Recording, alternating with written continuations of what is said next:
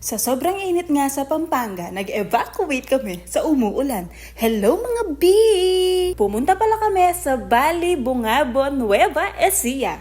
Kung ang nais ninyo ay makapag-relax ngayong bakasyon, maire-recommend ko sa inyo ang resort na ito. Siguradong hindi kayo gagamit ng gadget rito dahil walang signal mga B! Nag-family outing nga pala kami kasama ang family ng aking asawa.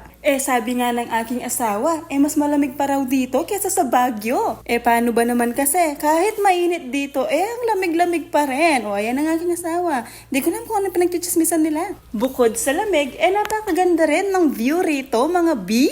At syempre, hindi mawawala sa outing ang eating time. Sige, mga nalaring mag-evacuate. Meron din kayo mapupuntahan na falls rito mga B. 3 kilometer lang papunta doon. Kaso nga lang hindi ako nakapunta dahil bantay bata. Alam nyo na. Marimar! Aw, aw, aw, aw!